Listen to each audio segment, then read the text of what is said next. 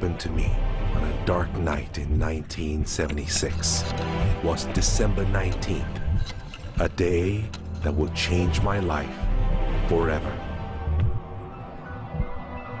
It was the day I died. You were dead for 19 minutes. When I came back, I did not come back the same. How do you feel? I did not come back alone.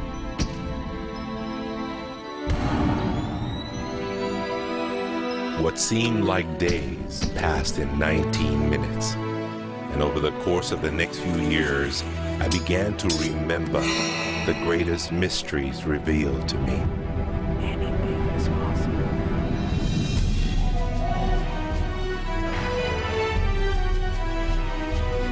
I discovered a secret beyond any secret. The sum of all secrets. My eyes have seen something. You have seen nothing. It's out there. I will find it. You will find nothing. It's like Solomon's gold.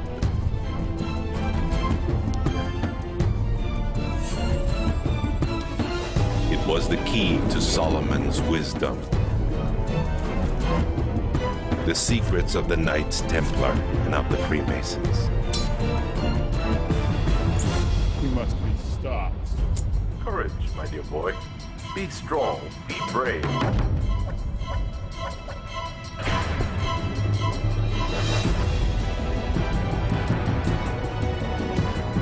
I challenged myself to find out everything I could. I found great teachers who knew this and began to seek them out.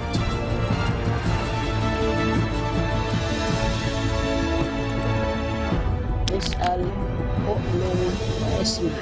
Ask, believe, and receive. I traveled the world, and the meta secret was revealed.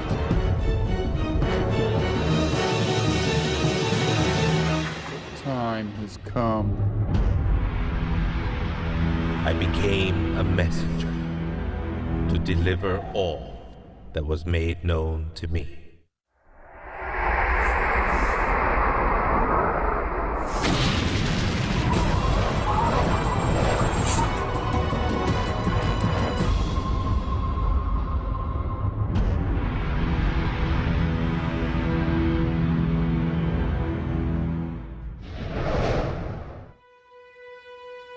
Hello there, I'm Bob Proctor.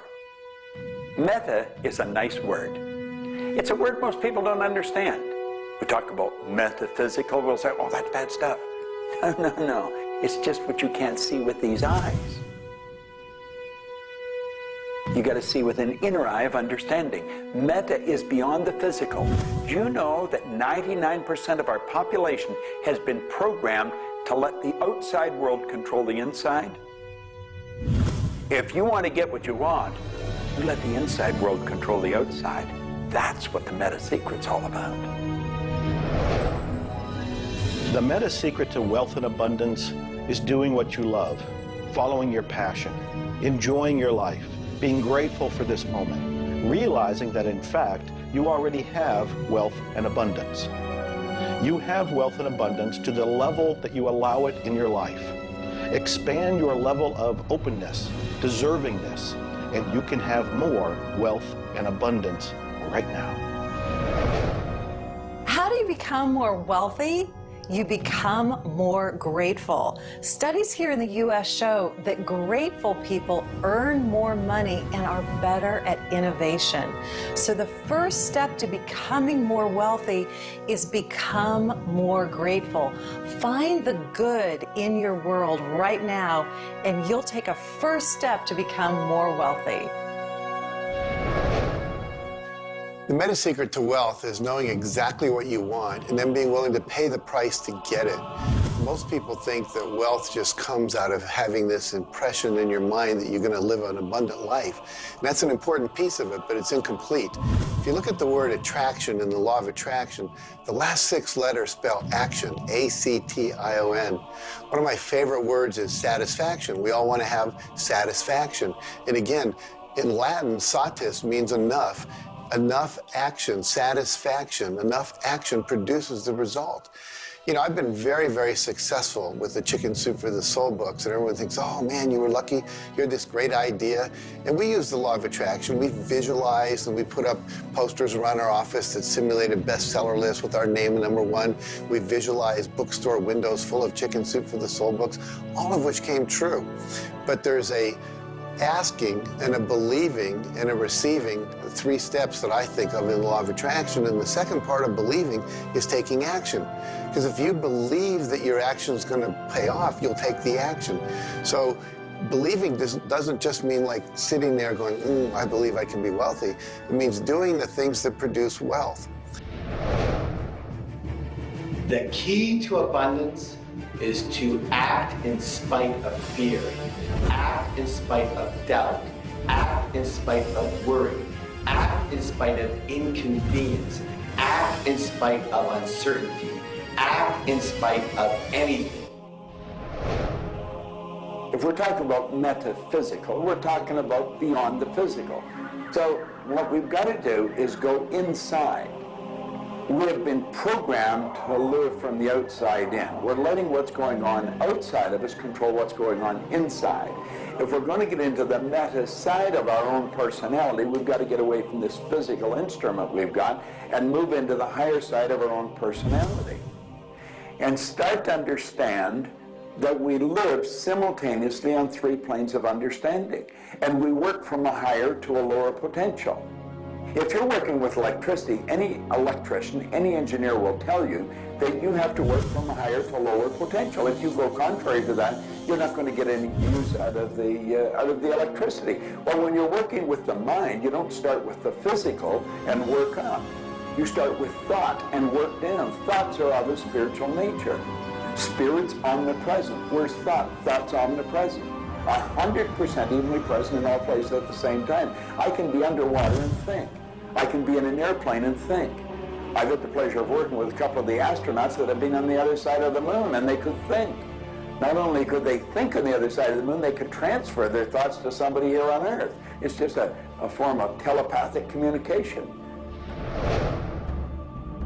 You know, it's been said that if you build it, they will come. I think if you build it, and you build something with true excellence, and you distinguish it in the marketplace, and you come up with a selling proposition, and you are aggressive in your marketing to the world, it's possible that people will come, but it's not inevitable that they will come. And sitting around passively visualizing things is not likely to get the world beating a path to your door.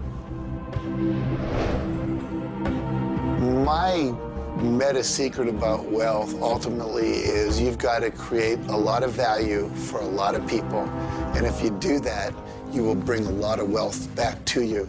So by giving service and giving that which helps other people improve their lives, brings joy to them, brings service and products to them, if you do that and you keep expanding that, always be thinking about expanding your service to others.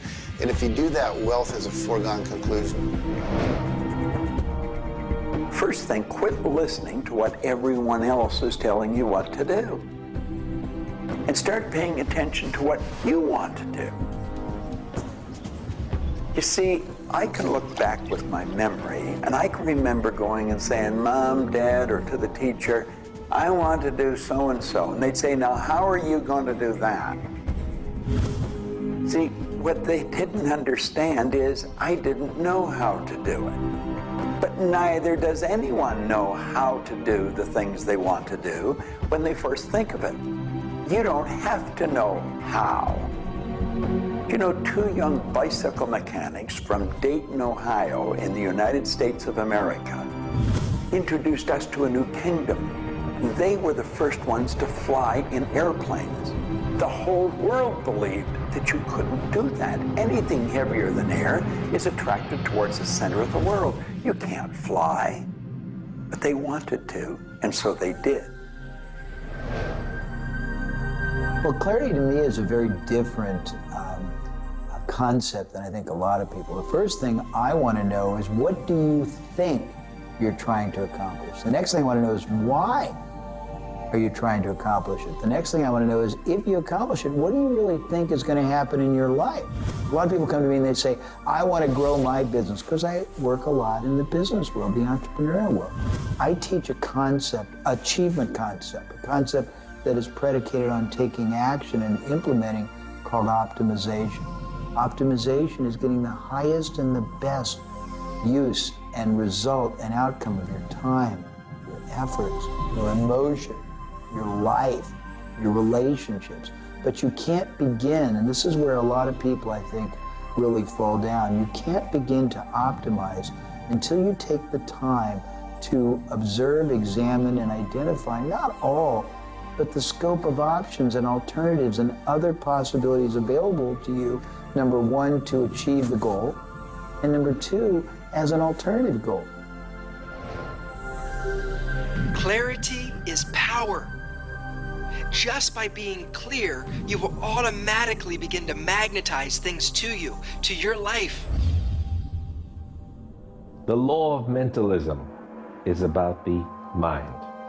Everything that we have ever created, everything that has ever existed first in the mind. All thoughts are the beginning of all things real. All things that you can touch and feel began in the mind. So if you want to be wealthy, you've got to decide what wealth is to you. Define it. What does it mean? How much money do you have to have? For me, financial independence meant having $30 million producing income, which allows me the lifestyle I want without having to work. And so I've achieved that. But I knew exactly what I wanted because I looked at what it would cost me to live my lifestyle. Most people don't know their net worth. They don't know their income levels of what would be required to produce what they want. They say they want to own a yacht, but they don't know what a yacht costs. They don't know what it costs for the slippage fee. They don't know what it costs to maintain a yacht. So go out and create your ideal lifestyle and then figure out exactly what it would cost to live it, and then set that number as the number you want to achieve. Then believe you can achieve it. Visualize it every single day. Take action when the action comes. Ask for what you want. Reject rejection. Give up any idea of failure. Just persevere until you continue on, until you produce the result you want. The law of attraction's a good starting point for thinking about how to improve your life. You want to align your thoughts and your beliefs with what you want your life to be. But the law of attraction itself, by itself, won't allow you to achieve the abundance that you need. There are certain steps that you need to take, and these steps are all incorporated in what we call the meta secret. And the meta secret isn't one solitary method or one solitary system. The meta secret is a combination of tools, methodologies, and ways to understand the world and ways to understand how we can change the world. Until I started looking at who I was and who I wanted to become, nothing changed. Because every time I would look and I would blame something else or blame somebody else or just look in a different direction that was not inside, I would get more of what I was creating. Because every time I created something, people would react to that. Every time I took an action that was blaming this or blaming that, people would react to that. And you know what? Then I would react to their reactions. And I was creating an environment that was busy. Instead, an environment that supported wealth and abundance. If you look around, there's nothing but the abundance everywhere that you see. You see the trees growing. You see businesses happening. This is wealth, this is prosperity, this is abundance. If it's not happening for you, it's because unconsciously you have beliefs, counter-intentions, negativity that actually blocks it from coming into your life. It's actually working the law of attraction all the time, but it's happening on an unconscious level. The abundance is there, the wealth is there, but if you don't feel it, if you're not expressing it, it's because inside of you, you may feel you don't deserve it. This is part of the unconscious work that has to be done in order for you to feel on a conscious, real, live, earth level what's happening with abundance and prosperity. Abundance, wealth is your natural birthright. If you're not feeling it, it's because of your unconscious beliefs. The law of correspondence, simply stated, is as above, so below, as within, so without. The law of correspondence is simply attesting to the fact that we are human creatures physically present, but we have minds and we have spirits. So we exist in more than just one plane.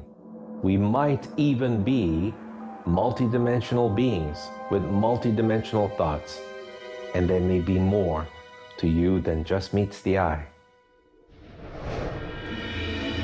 If you want to be wealthy on the outside, you first have to become wealthy on the inside. As above, so below. As within, so without. First, you have to become wealthy in your thoughts. Then you become wealthy in your outer expression of that. You have to have a wealthy attitude. You have to have a wealthy, abundant thought form about who you are and what's possible. And when you have that, it will start to manifest outside of you.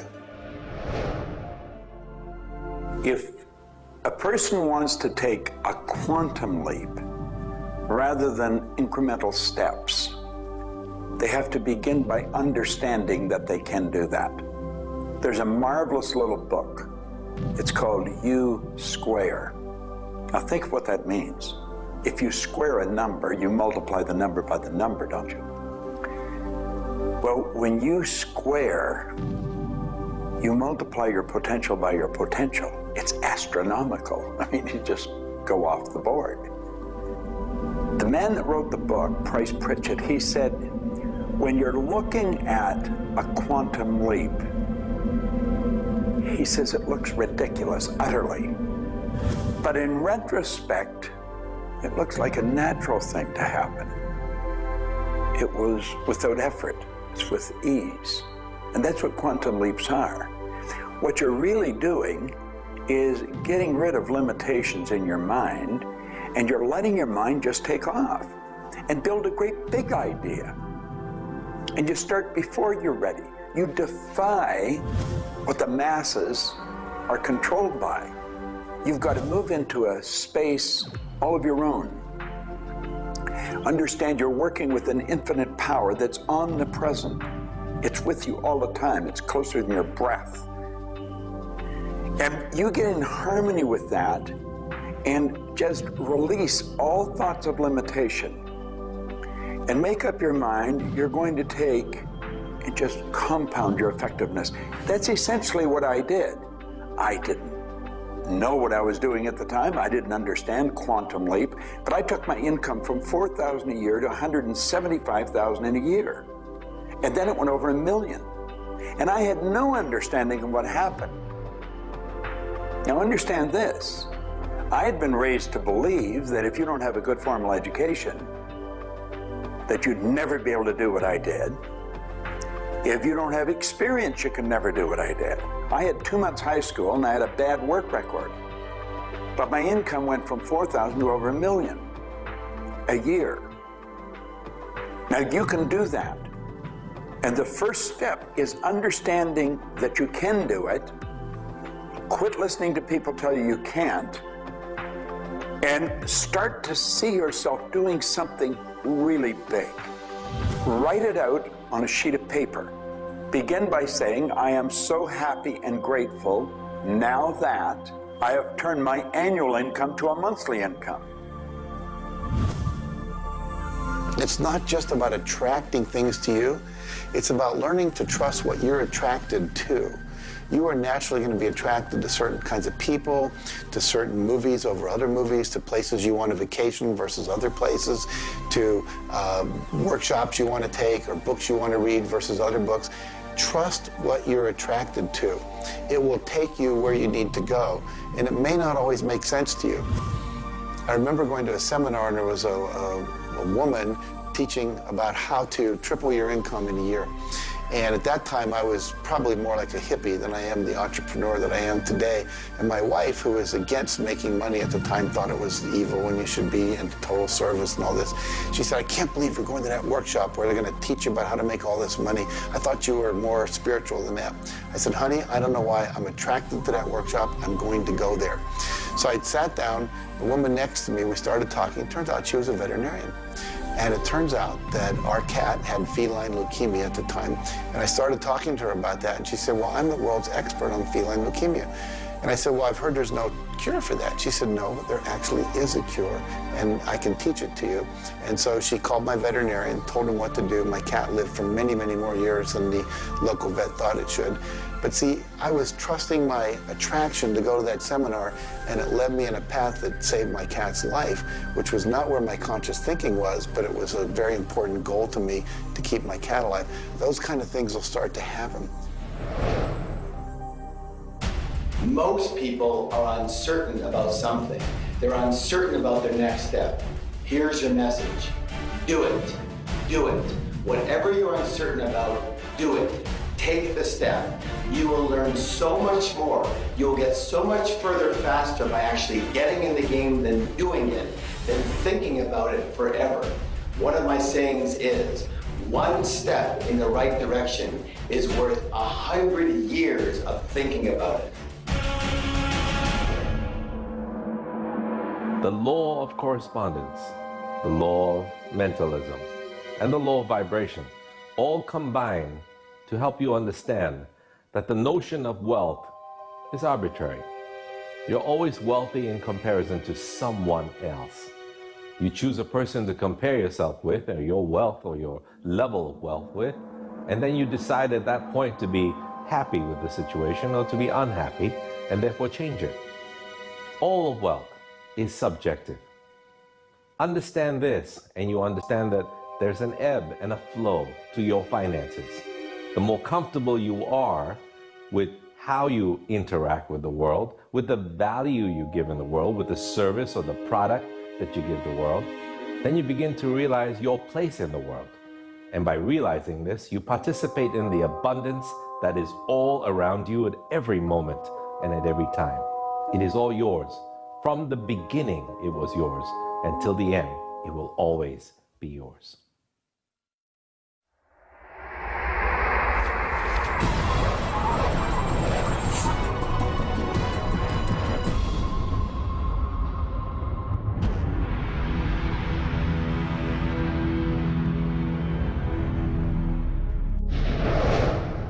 The meta secret to relationships is to know that the universe is giving you love right now. When you give love to the universe, when you give love to another, you will receive love in turn. Love is the essence and nature of relationship. Relationships are a two-way street. It's not just about taking and giving and receiving and getting what you want, but it's also about giving. I like to say that each person should take 100% responsibility for the quality of the relationship. Because if you take 50-50, whenever it's not working, it's going to be their 50%. So if you take 100% and act as if everything in the relationship, you're creating it, and when it isn't exactly what you want it to be, say, how am I creating that? Take that curiosity and use it as a tool. And when you get the answer like, oh, I'm not coming home on time, I'm not listening, I'm not doing this, then you have the opportunity to shift and do the thing that produces relationship. A friend of mine wrote a book called Making Relationships Work. And the idea is there is work in making the relationship work. So be willing to do the work. Give as much as you get. The more you give, the more will come back. To have a better relationship with anyone in your life, first, you begin by having a relationship with yourself. Treat yourself the way you would your very dearest friend. Love yourself regardless of all the crazy shenanigans you pull. Believe me, I do this every day. So if you want a better relationship with someone else, love yourself. Relationships are part of what the universe is giving you as a gift. The first and most important relationship is the one with yourself. When you love yourself, you heal yourself. When you love yourself, you become a magnet that people want to hang around, and you begin to attract other people and new relationships. It's all based on love. It's all based on non-judgment. It's all based on total acceptance. The universe has a relationship with you right now, and the universe wants to give you more. Are you ready to accept it? The concept that I can't live without you is a tragic statement to me. The idea that I need somebody else to complete my life, I need somebody else or my life's not worthwhile is a very sad statement, and I think someone needs to take a good look at themselves when they say that. When you start to think that thought, stop for a second and realize life is full of stuff, and sometimes stuff is potholes, and sometimes stuff is bridges are out ahead, and sometimes there's a detour in life. I heard somebody once say that sometimes the most beautiful scenes in life are the ones we observe on a detour. Have you ever gone on a detour and realized that your life wouldn't have been the same if you hadn't taken that twist or that turn in your life? Next time stuff happens, take a look. Maybe there's something better right around the corner. The law of cause and effect tells us that there are no such thing as coincidences. Everything that happens in this world happens because of a reason. Someone, somewhere, created a cause. It may not be something you are aware of. It may not be something we can even begin to realize or see at this level. But at some level, someone, somewhere, or a group of people, or even us, may have created it. And so as a result, we see the effect. We see the effect around us. We see the effect everywhere on this planet. Everyone asks me, Jay, how in the world can I have a better, a happier, a richer, a more joyous relationship? And it's very simple. First thing is you got to slow down enough to be externally focused. It's all about them. The more interested and externally focused you are on the other person, the more extraordinary their experience will be, and the more naturally they'll reciprocate it. The second, and you're watching me, and I've got a serious side, and you know that, but you got to get in touch with your childlike sense of curiosity, of innocence. The third is you got to be in the here and now, and that's so trite and said so often, but being in the here and now means connecting deeply and being aware of what people are saying and looking at them and being responsive to their feedback and their mannerisms.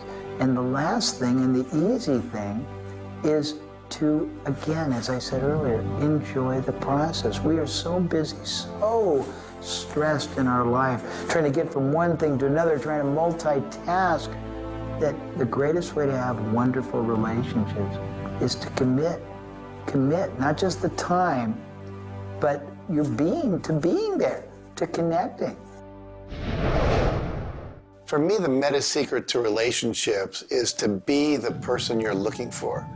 Whatever it is you're out there looking for, be that and give it away. If you're looking for someone who's loving and kind and compassionate and generous, you need to be loving, kind, and compassionate and generous. Whatever it is you want, you've got to be that and express that out into the universe. And whatever you express out is going to come back multiplied. The meta secret of relationships is for you to develop an identity that brings out the best in your partner and helping your partner to be the best that they can in order to bring out the best of who you are. Criticism seems to be a big problem. If you are really secure in yourself and somebody criticizes you, it isn't going to bother you. Now, if you're insecure and somebody criticizes you, it's really going to bother you. You see, 9 out of 10 times, the person that's criticizing you really wants to help you. They just haven't really learned how to communicate effectively.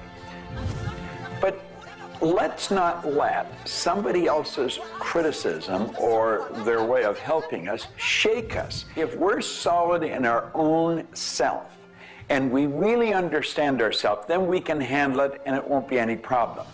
If criticism really rattles your chain or rattles your cage or really upsets you, it's not the criticism that upsets you. It's not the other person's opinion that upsets you. It's how you react to it.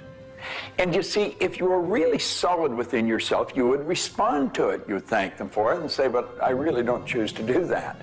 Or you'd say, well, thank you, that's probably a good idea, I'll try it. But they're not going to knock you off track. So it goes back to have a good, sound self-image, a good image of yourself. Maxwell Maltz wrote a beautiful book on that way back around 1960 called Psycho-Cybernetics.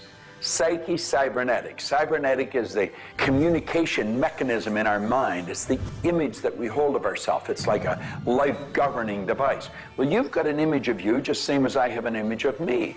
And our image controls how we walk, how we talk, how we dress, how we meet and greet people. And it also controls how we handle criticism when it comes our way. And it will come your way, just same as it comes to me and everybody.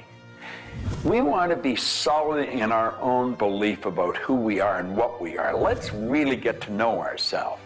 And then, rather than react, let's respond.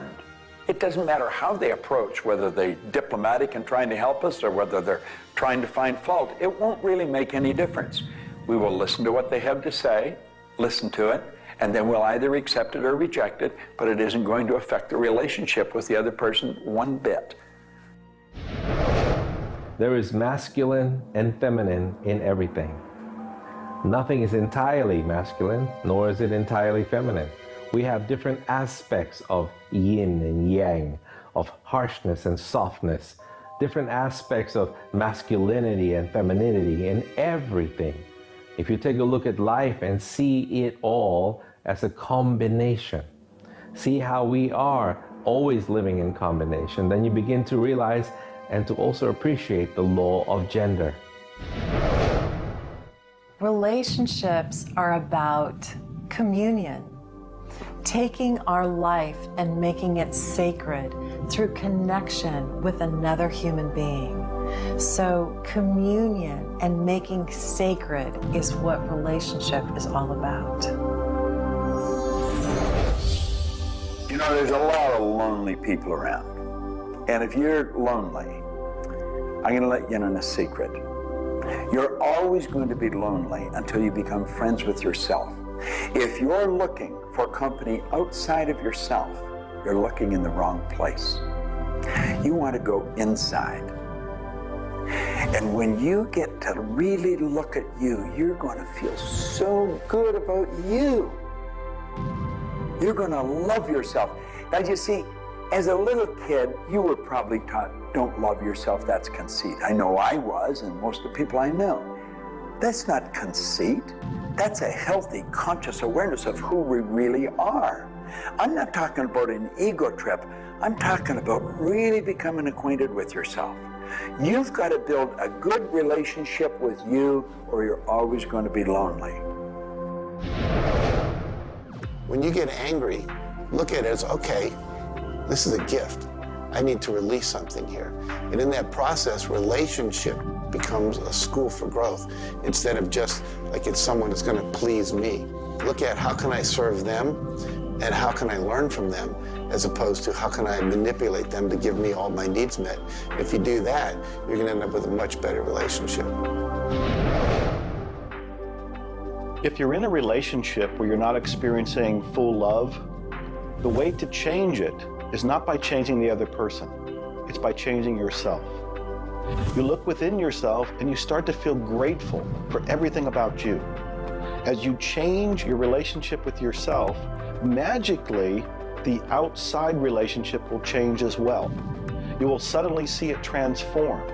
You will suddenly see that there's love in that relationship with that other person. But you don't change the other person, you change you. A lot of people spend valuable time in their life focusing on the past. I could probably spoil your week if I reviewed the first 26 years of my life. My life was a mess. And you know, at the end of 26 years, imagine living for 26 years and looking at yourself, you're unhappy, sick, and broke. I had a guy look at me and he told me I was one of the most miserable people he had ever met. And he was right. I was plain miserable. He said, you're always sick. I didn't have a terminal illness or anything, but I was always backache, headache or something, and I was always broke. He said, why don't you change it? Well, as long as I kept focusing on what led me to this point, which was a bad trip, I was going to create more of the same. And he said, let it go. Forgive it. If you're looking for love and not finding it, it's no doubt because of a lack of forgiveness in some area of your life. This is true for all of us. You want to look in your life, look at your past, look at all of your relationships, and ask yourself, where have I not forgiven?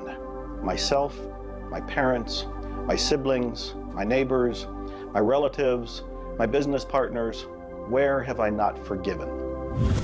When you go and forgive, you release the energy that allows the law of attraction to bring new love and new relationships into your life. How do you do this? You look and ask yourself, where have I not forgiven somebody? Somebody's going to come to mind. It could be you. The second thing you do is say, can I forgive them? Can I forgive myself? Whether you say yes or no, you move to the third part of this, and you start to wonder, what made that person act the way they did at that point? What made me act the way I did at that one point? And you start to go deep into understanding the psychology of behavior, and you realize we're all doing the best we can, yourself included. At that point, when you can forgive yourself and you can forgive these other people, whoever it might be, for whatever may have occurred, when you forgive them, you release all of the energy that's been stuck psychically within your own mind and your body and your soul. And when that releases into the universe now has an open pathway to return to you new love, new relationships, new blessings. It all begins with forgiveness, and you can do that right now. When we talk about love, we're talking about the greatest word in the world. Leadership is a great word, but no word compares with love, because without love, you're dead. There's life in love. There's forgiveness in love. There's really everything. There's thankfulness in love. Now, the problem is learning where do we start, because we find sometimes in families there's no love. In marriages, there's no love. But we quit looking around and we start learning. It begins with me. And when we start learning, we're not too loving ourselves. And it begins with your learning. To me, you could say you're loving, but unfortunately, you love people you like. Love has to be unconditional, loving those you don't like. Now, in my case, when my wife married me, she said she loved me. I told her I loved her. But as soon as we got married, I would say, I love you. She said, well, why don't you act like it? I say, I do act like it. She says, you have a funny way of showing it. I say, well, I love you enough to die for you. She says, try living a little. And so I discovered, as loving as I was, I didn't fit her definition. The law of gender, the law of vibration, and the law of rhythm. All of these figure in relationships. You see, love is a dynamic. Any relationship is a dynamic. When you are actively relating, that's when it's alive. That's when it's fun. When you sit back and you start to look at the relationship, then it becomes static. It becomes a relationship to be assessed, to be looked at. But when you're relating to your partner or your spouse, amazing things happen. It's dynamic, it's moving, it's alive. And that's what all love is supposed to be, alive, and so much more fun. Changes happen all the time. We change. Human beings change. You change, I change, we all change. But if you can change together in the same direction, amazing miracles take place. Words, feelings, thoughts are all aligned. And all of a sudden, you can take on any problem and it's not an issue. That's what relationships are all about. That's what relating is all about. That's what love is all about.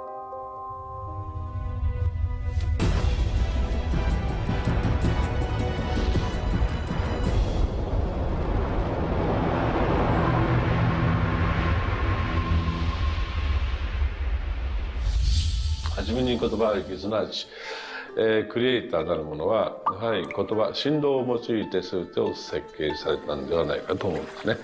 そして、その、振動の、設計図は非常に緻密なもので美しい共鳴振動にあふれたものであったことでありましょう。もし、先ほどの実験をやったように、非共鳴、同士の組み合わせであるならば、それは破壊的なエネルギーとなって、命を形作られないからです。私たちの体は最終的にクリエイターの、いろいろな、試行錯誤によってだんだんこう単純なものから、微生物だとか海の中のものだとかそういうものから、小動物始まって複雑なものになっていって、最後の芸術作品として、クリエイターなるものが作られた結果、私たちはあるというふうに思うんですね。その本来の設計というものが、バランスの取れた振動の組み合わせというものが、何らかの要因によって崩れていくときに私たちはストレスを持ち病気になっていくんだというふうに考えています。As you've already seen from Dr. Masaru Emoto, water makes up 85% of our body, and the thoughts we think actually create a vibration in the water that has memory. And so you have to think positive thoughts. Again, we go back to forgiveness and letting go, thinking positive thoughts, expecting to be healthy, not listening to what people tell you, not taking in beliefs. I have been out in the sun my whole life. I've never gotten skin cancer, don't intend to get skin cancer. And when stuff comes on about it, I choose not to listen to it because I know that belief would affect me. So I believe that I am a person that my spiritual connection keeps me healthy. Also, though, I work on the level of the physiology of the body, the biochemistry. It makes sense to play at that level. I eat organic food. I drink healthy water that's not contaminated with chlorine and all the stuff they put in it, so I filter my water. I eat the right kinds of nutrients for my body. I've found out what I'm allergic to, and I've basically eliminated those from my diet. I exercise. So exercise and keeping my body toned. We want to have resistance exercise. We want endurance, which means we need to jog and do aerobics and things like that.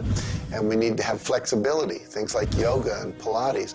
So we need a complete system to keep our body healthy. And then a detoxification, I think, is the part that most people don't do enough with. We're taking in so many toxins in the air we breathe.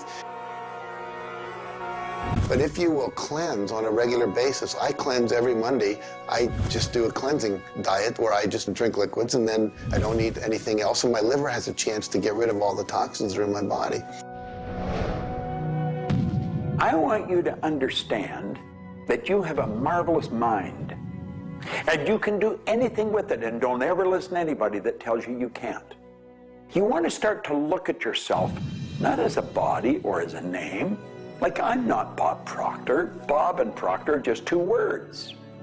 You've never heard anybody phone into school and say, body's not coming today, it's sick. Never hear anyone say, hand, it's my hand, my body, my name. Well, you see, there's something wonderful about you and something wonderful about me, and it's the same thing. We have a marvelous mind. We're creative beings. Talk to your body. You're not a body, you live in a body. Now, this may sound silly because maybe nobody's ever said this to you before, but go around just repeating maybe 1,000 times to yourself, I'm not a body, I live in a body. I'm not a body, I live in a body. I'm not a body, I live in a body. Then start telling your body to relax. The meta secret to great health is to feel good now. You do that with good thoughts, you do that with good food, you do that with plenty of sleep, you do that by doing what you love. That's the meta secret to great health. The meta secret to health is to honor your body. Listen to your body. Are you tired? Are you hungry? Are you thirsty? Do you need time to play? Have greater health. Honor your body. Health. Not just physical health, not just eating the right things and getting exercise, but let's talk about emotional health.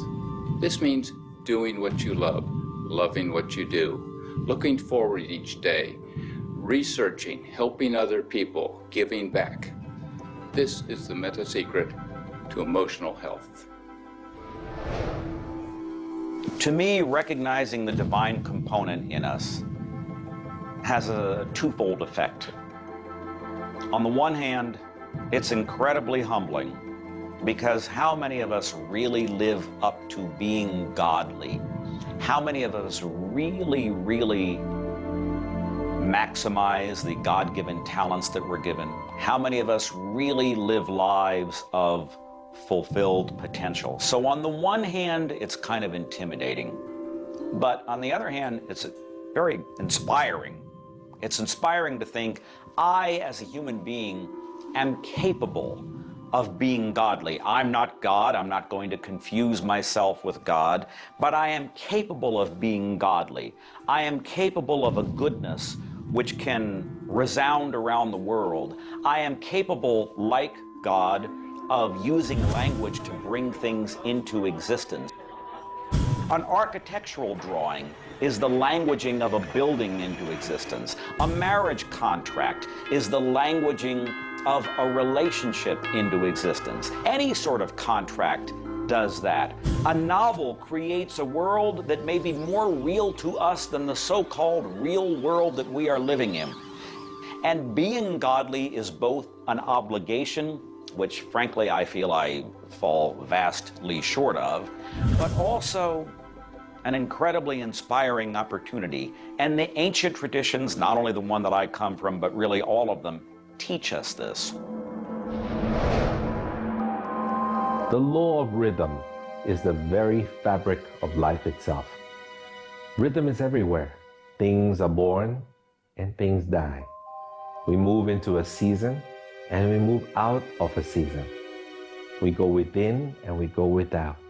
We change. Rhythms flow in our emotions as well. You cannot always be feeling happy. Sometimes you'll feel sad, you'll feel down, and then you'll come out of it. Whatever goes up must come down. You've heard the language. Rhythm is exactly that. And the minute you begin to realize that all of life is all about the law of rhythm, then you can flow easily in bad times and then have more fun in happy times. When you start to expect rhythms, know that if you're happy in one direction, you can also be unhappy in the other direction. The law of rhythm surrounds us, works with us, and if you master it, there's nothing you can't do. The meta secret to health and having amazing energy is the ability to look at your world from a perspective that, hey, things aren't always going to go your way, but you know what? As long as you always do your best, as long as you are focused on what you achieve and what you're trying to accomplish, then it's all going to work out. I think one of the most important keys is to recognize in life just about all the limitations that we have are self-imposed. To realize that is the greatest breakout, the greatest. I talk about staging jailbreaks in your life, breaking out of the mental prisons, getting over the walls of the self-imposed impossibilities in life. And it is remarkable what happens when you realize, take a look at what really is holding you back. And very often, almost all the time, it's you.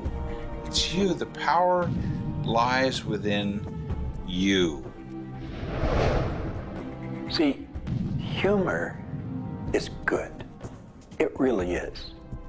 I don't really understand what it does to you, but I know it does something to your brain. Norman Cousins, who's gone now, but lived a long and very, very effective life. And he had been diagnosed with a disease, and it was killing him. He was literally dying. And one day he got thinking to himself, if sadness and sickness are hooked together, then happiness and health must be hooked together. And so he had people bring in old movie films of Laurel and Hardy and all kinds of different old actors, funny stories. And he started to play them. They made him move out of the hospital. So he rented a suite of rooms in a hotel. And he had these movies playing all the time. And he was laughing, a real belly laugh. And he got better. Now, I think you know when you're laughing, you're feeling good. Start to laugh at yourself. When you make a mistake, laugh at yourself. Don't get serious with yourself. It plays a very, very important role in a healthy, relaxed life. If you want to study it further, get into some of Norman Cousins' material, and he'll explain exactly what it does to the brain that controls the vibration of the body. Start laughing a little more. Have fun. The mind can't be all it is designed to be without the body being everything it was designed to be. But we basically thwart both. Or you can have a great relationship. You can have a great financial situation. You can have a great family relationship. And the big problem in our society, certainly in Western society, people don't exercise, 92% of people don't exercise, they don't eat nutritious things, they don't complement to compensate. It's very simple. And if you break it down to the little steps like eating an elephant, you'll have the most rich, satisfying, fulfilling, gratifying, liberating life, but you gotta balance it. Health is all up here. All I know is right now, I don't have a voice, I don't have much sight, I don't have a hearing, my strength is gone. However, I have never been more excited and thankful in my whole life. The law of vibration simply states that everything is in motion. Nothing stays static. At some level, even though something may appear as if it's not moving, its molecules are moving, its atoms are moving. Everything vibrates. Not just your thoughts, everything. Now, I do understand that disease cannot stay in a healthy vibration. It just cannot. I also understand you cannot turn disease into health, but you can release disease and recreate health. You see, your body is changing at the rate of millions of cells every second. And it's the thought patterns that you hold in your mind that control the vibratory rate of the body. Your brain is an electronic switching station. There's all kinds of material written on thought, on attitude, and on health. And I do know this. If you are suffering from a physical disease, quit talking about it, quit thinking about it. Go to a very competent medical doctor and follow that person's advice, because he or she will tell you what to do physically, but at the same time, instantly begin visualizing every molecule of your being in a harmony with the law of vibration. Now, I would have an affirmation that I would repeat. I am so happy and grateful now that every molecule of my being is vibrating in perfect harmony with God's laws. My body is getting healthier and stronger and more vibrant every minute of every day. And repeat that. Treat it like a mantra. I can't predict what's going to happen for you personally, but I do know that hundreds of people, if not thousands of people, have experienced healings, and cures by beginning to change their thoughts about what's going on in their body. In my book, The Attractor Factor, I talk about a person who had cancer. She experienced the idea of forgiving everybody and everything in her life, and she went through the process of doing that working with a coach. She then went back into the doctor's office. They opened her for surgery, and there was no cancer. It was gone. By forgiving everybody in her life, including herself, she transformed her body. She reached this place of healing and this place of peace. And as a result, she experienced a cure. If you're finding yourself sitting here watching this and you're ill, you've got a chronic condition, you're sick, what you need to do is a couple of things. Number one, you need to first work on your attitude. You need to believe you can get healthy. You need to not believe anyone who tells you you're going to die, or it's terminal, or it's going to take a long time. Literally, we know that we can get rid of a disease in minutes, in literally minutes. I had a cold once, and a person literally did an exercise with me. My nose dried up, my fever went away, the achiness went away in 5 minutes. So we know the power of the mind. We know that you have to forgive and release. So much work now being done on cancer where we know there's resentment, and different forms of resentment will come into different forms of cancer in the body.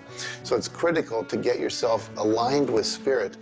When you are aligned with spirit through meditation, through doing the things that bring you joy, through doing the things that align you, and you know what that is for you. It could be singing, it could be walking in nature, it could be petting your cat. When you move into that state, healing naturally takes place through you. There's this innate, natural healing ability that's always working to heal you if you get you out of the way. By you, I mean your ego mind, your beliefs, your fears, your doubts, all of that stuff, all of the resentments you've held that you haven't released, that will keep you sick. So you've got to do some kind of work to get into a spiritual alignment and to release the negativity. Emotional pain is very real. It's like sorrow and grief. Like grief comes in waves. It just sort of overcomes you and then it sort of fades away. You could have experienced some traumatic situation, anything from rape to the loss of a loved one or being held up, where somebody invaded your privacy in some way or another. And it causes deep emotional pain. What we want to realize is that we are bringing that on ourselves. You say, well, wait a minute, you're not bringing it on yourself. No, but you're reliving the situation. We've got to separate ourselves from the incident, from the situation. We've got to realize that it's a very real part of life and attempt to separate ourselves from it and deal with it as best we can and then let it go. Otherwise, we're going to carry it with us and we're going to keep experiencing it over and over and over again. どうやってわかるか。振動という、まずそもそもその水の結晶とは何かということになりますけどね。結晶というのはやはり情報だと思います。で、情報というのはバイブレーションですね。で、バイブレーションのデザイン家が雪の結晶あるいは水の氷結結晶という形になって現れてきていると思いますが、やはり我々がなんで、美しいとか醜いだとかそういうような認識能力があるのか、あるいはそれだけには全人類本当に、一緒の価値観を僕は持っていると思いますが、それはもうやはりクリエイターがそのように設計されて、いるからだと思うんですね。それが崩れちゃったらもうこれはもう本当にどうしようもないんだけど、その美醜というのが我々の美しさ、ごめんなさい、バイブレーションの健全さということにつながっていると思います。水は神が自分の意識あるいは意図をまんべんなくこの宇宙に伝えるためのキャリアとして、作られたものだと思いますね。ですから水が別の言葉で言うならば神の、要するにのメッセンジャーということになると思いますね。それの形が大げさで言えば結晶という形で表されていると。で神にとって、ふさわしくないなと思うような現象については水はやはり結晶的にノー、良いものはイエスという判断を示すというふうになっていると思うので、それがなぜできるのかということになってくると、これはまた僕にとっては来世の研究課題かもしれません。Stress is caused, in my opinion, when we take our power and give it to the problem. We want to maintain the power. I'm in control of me. The power is going to stay with me. I am not going to let the condition, the circumstance, or the challenge that I may be facing control me. You can make a decision right now that you are going to maintain your power and you're going to let everything outside stay outside, and you know that when you're in a totally relaxed state, the solution to problems come. Quit getting involved in these sophisticated stress management deals. Release the stress. Let it go. You're in charge of your body. Just say, peace, be still. Visualize a beautiful lavender energy flowing right into the crown of your head and circulating right through your body. And then start to imagine every molecule of your body vibrating in perfect harmony with God's laws. You're totally relaxed. You're in charge of yourself. There is no stress where there's relaxation. Be calm, peace, be still. Don't even use that word anymore. Get rid of it. Release it. The laws of cause and effect, of rhythm and polarity, come into play when we talk about your health. Your body is an amazing symphony. Amazing miracles taking place on every part of your body. And what holds it together are fields of force that we cannot even begin to understand. Every day, your cells are renewing until you have new organs generated all the time. And your body and your cells are repairing themselves even as they remove toxins from your body. I can't help to wonder sometimes if you gave that entire symphony a wonderful environment filled with fields of happiness and radiant joy and vitality, how that growing, renewing process might work a little bit better, sort of like happy children in a playground.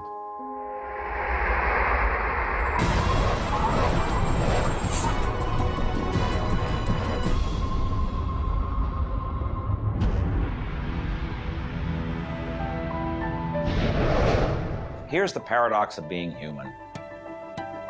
Real happiness is only available in the moment. If you're brooding on the past or obsessed about the future, even if you're looking forward to something that could be magnificent in the future, it's not quite the same sort of anchored contentment that you get from really being in the moment. We human beings seem to be perpetually someplace else. That's kind of like one definition of the human predicament, the human condition. We are perpetually thinking about the past, the future, something to the right, something to the left, something else. I think the paradox to happiness is you do have to have dreams and aspirations, and you have to be anchored, rooted, and happy where you are. Not always easy to do, but I keep trying. Happiness is a point of view. Am I happy? Yeah, I think I am.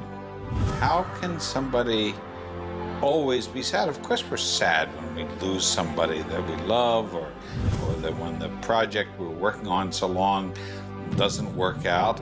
Temporary sadness is a very human condition. How can you be happy? Maybe by finding things to do that make you happy. You see, if you're miserable, your mind is focused on the past. There's a method concept. Get you over any miserable concept in a heartbeat. Focus on right now. See, you're miserable because of something that happened that you didn't want to happen, or something she said, or he said, or they did. Forget it. It's in the past. And quit worrying about the future. Have you any idea the number of electrical charges must fly through your body for the simple object of writing your name? See, your brain is an electronic switching station, and you've got one. And you can activate brain cells. You can set up any vibration you want. If it's a negative vibration, you're going to be unhappy. If it's a positive one, you're going to be happy. Every brain cell is a positive and a negative pole. Everything that you look at is going to be impregnated into cells in your brain. Now, you're either going to look at the positive or the negative side of it. What side do you want to live in? I choose to look at the good side of a situation. Put yourself in a good vibration. Think of the blood in your body. Do you know it circulates through hundreds of miles of passageway every 33 seconds? It carries all the food in and all the garbage out.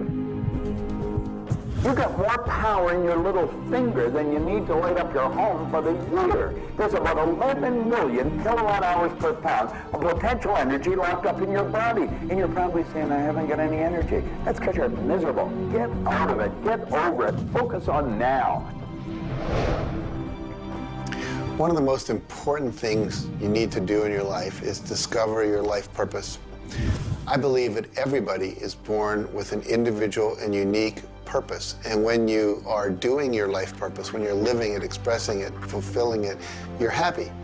And so many people have talked about joy being your guidance system, that when you're off purpose, you're not happy, you're not joyful. And so this joy, this inner experience of happiness and joy is a way of saying, oh, I'm on course, I'm doing the things I'm supposed to do. Stephen Covey said, you know, you don't want to get to the end of life and get to the top of the ladder and find out the ladder was leaning against the wrong building.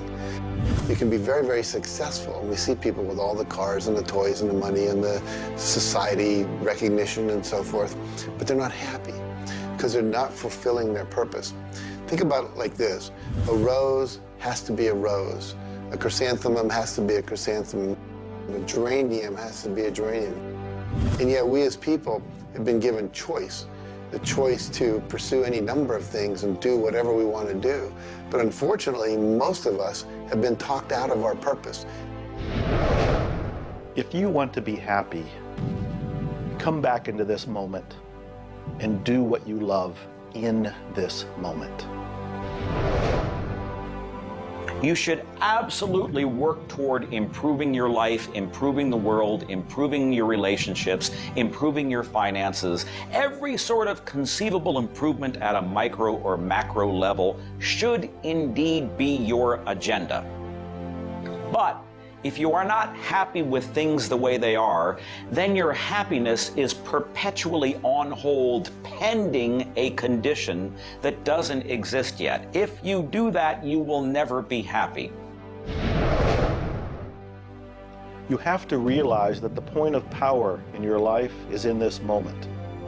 People think about the future and they throw their power into the future. There is no future. When it gets here, it's called now. It's called this moment. People think about the past and they throw their power into the past. But there is no past. It's gone. When you think about the past, you think about it in this moment. This moment is all there is. And you can be happy in this moment. When you are, everything is taken care of. All is well. Happiness and achieving happiness is a process. It's not something you achieve right now and you're done and you have your happiness. It's something that you're constantly attaining and re-attaining through life. And the way to do that is to really understand what brings contentment in your life and to achieve that. And one of the key things to remember in terms of happiness is that part of this process is sharing happiness with other people. The more we share happiness and the more we teach other people how to bring happiness and fulfillment in their life, the more we'll be happy and fulfilled. So continue with your journey of greater fulfillment, and you'll have more happiness in your life. The law of polarity is about dualism. Everything exists in relation to something else. There is no person that's entirely good. There is no person that's entirely bad. There is no entirely hot or entirely cold. It's always hot in relation to something else that's colder. It's always colder in relation to something else that is hotter. We move in directions as opposed to moving in a static field. We always move from one place to another, from one thing that's more pleasant to something that's less pleasant, or something that's unpleasant to something that's more pleasant. There is a movement, and this movement exists because of polarity. Happiness is what you want, and happiness you can have right now. Why aren't you feeling happy? Why isn't anybody feeling happy? Because psychologically they use unhappiness as a motivator. They think by being unhappy, angry, desperate, frustrated, whatever the feeling might be that's not happiness, that it will whip them forward. It'll make them take action. And it's something that actually shoots themselves in the foot. Because when you are happy now, which is available to you right now, you know what your choices are. You can see what your decisions are to be, and you can more clearly decide on what to do next. It comes into really understanding something about ourselves. We should start at a very early age, and we should ask ourselves, who am I? You know, what really makes me tick? And get to know ourselves. We're in a hurry to get a car or build a business or buy a house. We should introduce ourselves to ourselves. School hasn't done it. Our parents aren't doing it. You go to work for somebody, they're not going to do it. So if you don't do it for yourself, you're not going to do it. This deals between you and yourself. Pogo said, we have seen the enemy, they are us. Whatever has happened in your life, whatever's going on for you, if it's not the way you want it, any situation, consider the fact that everything happens for a reason, and that reason is there to serve you. How can you reframe this? How can you relook at this in such a way that helps you, that supports you, that puts you on the path to success and positivity again? It doesn't help you to be negative. It doesn't help you to wallow. All that can do is bring you down.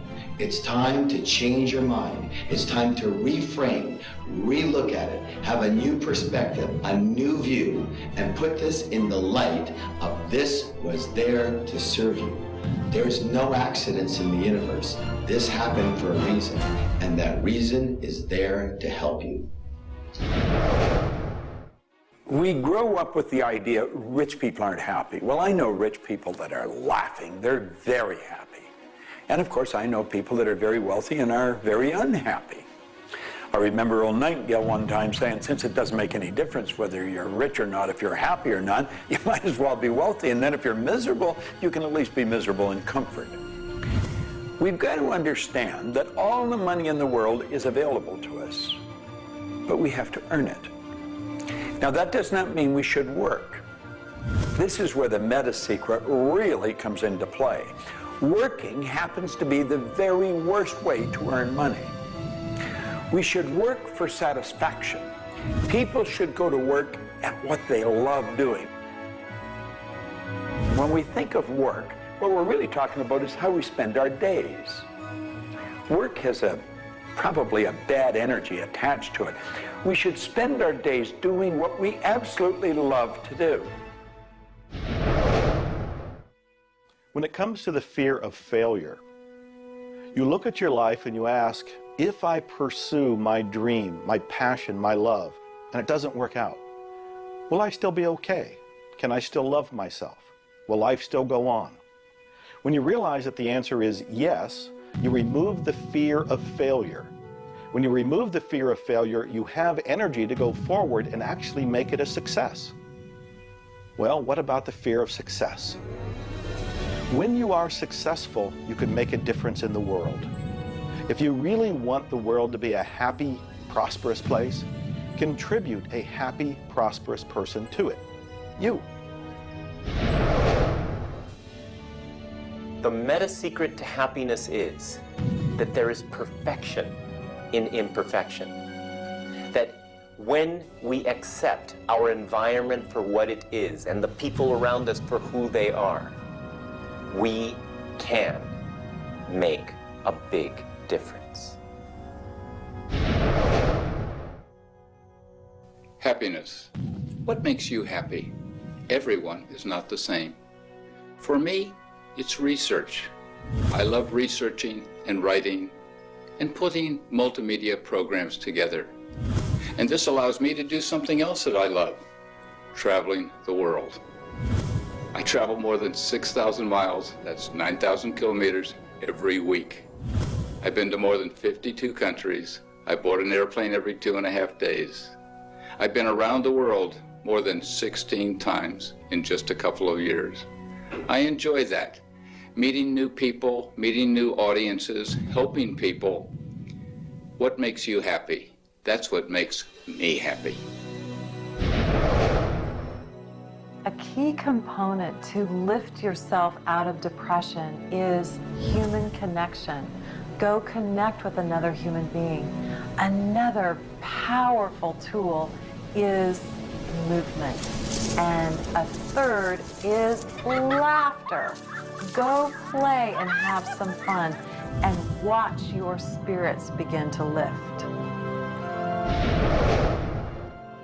The meta secret of life is to realize that the journey is the thing.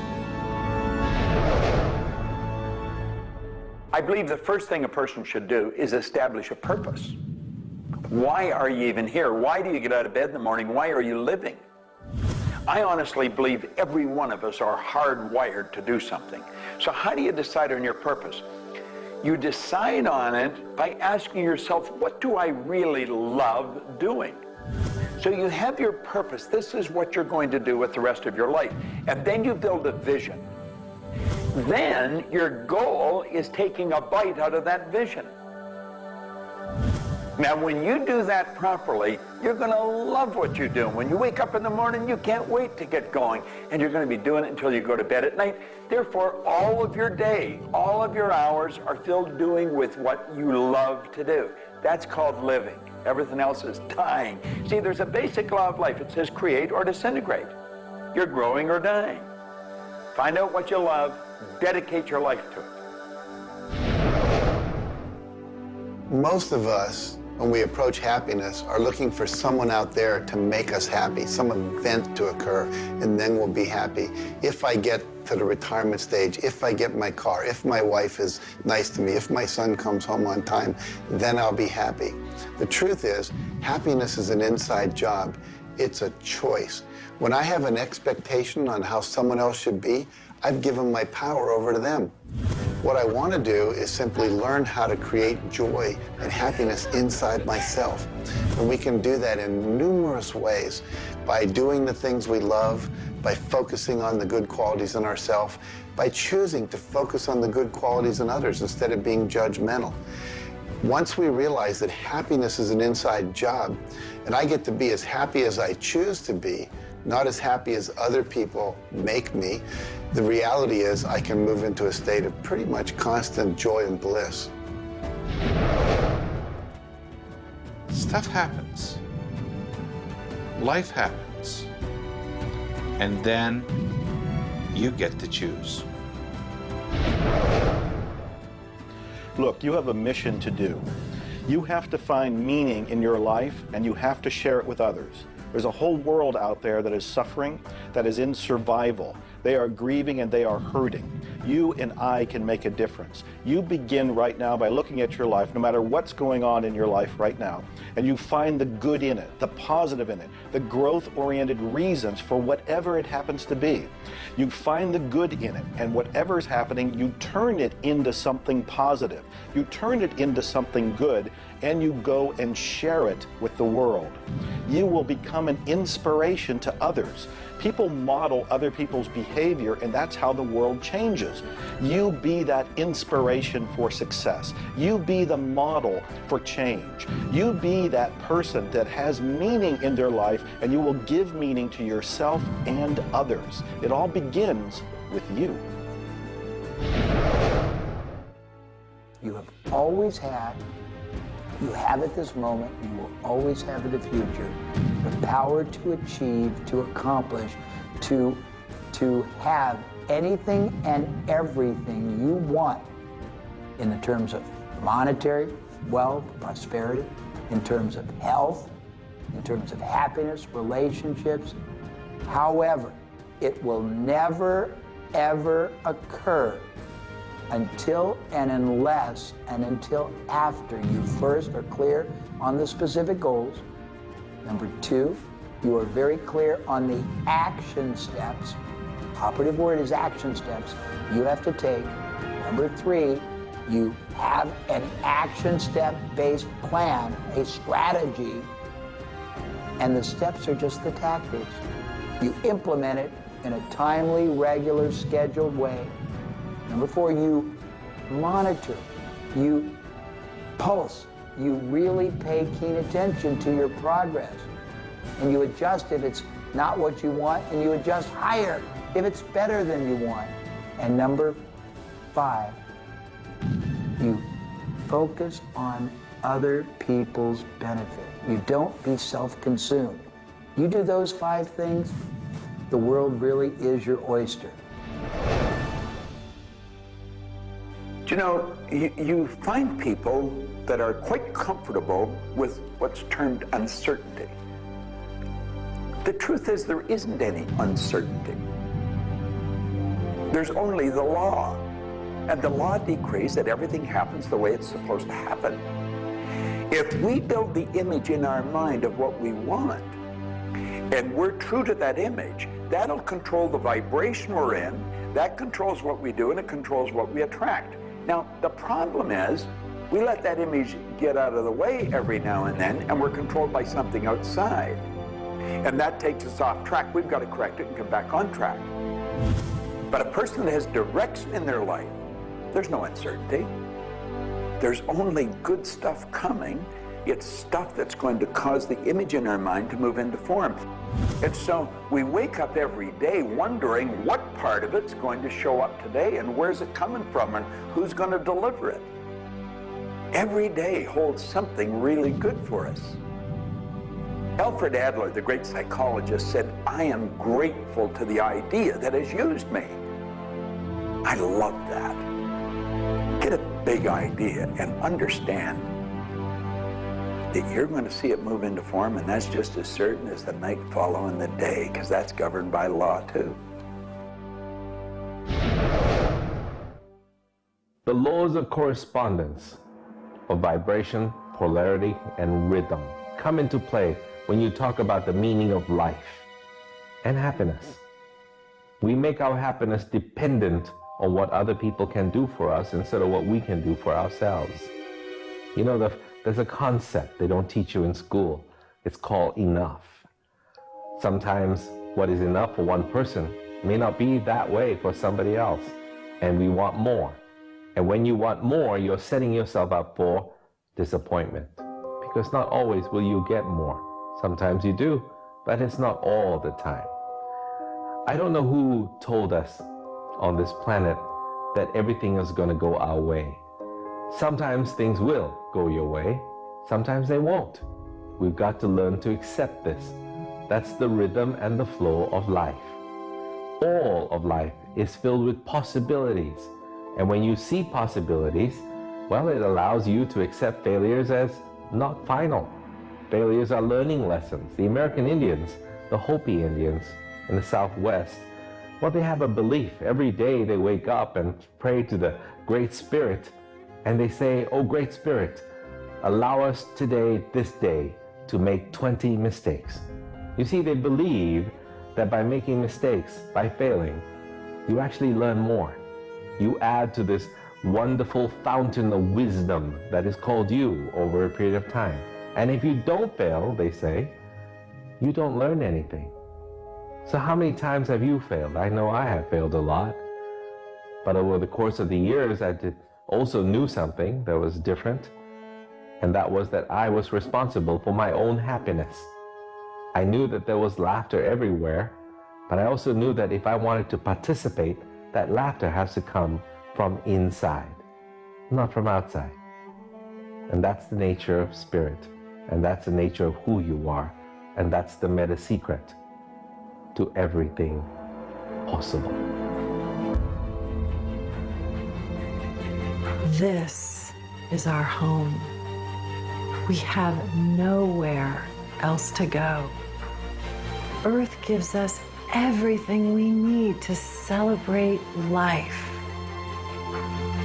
Everything you do will either hurt or heal our planet.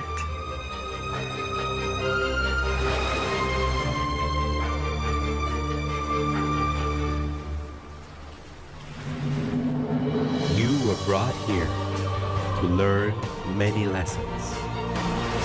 To learn how to love who you are, where you are, and the people you surround yourself with. Just remember that you carry within yourself everything you need for the fulfillment of your life's purpose. You are the sum of all of your experiences, all of your choices, and you are a work in progress. You deserve more happiness, more love, more joy, more abundance, and especially more fun. Life was never meant to be a struggle. You were meant to participate in this grand miracle called life. And as you begin to look all around you, start now to taste, smell, hear, and touch with your heart the abundance that surrounds you. You are indeed spectacular beings of light. So if you want to know the meta secret to life, to happiness, live more, love more, and laugh more. Change the stories in your head, and you can change the world. It's a short trip. Make it a good one.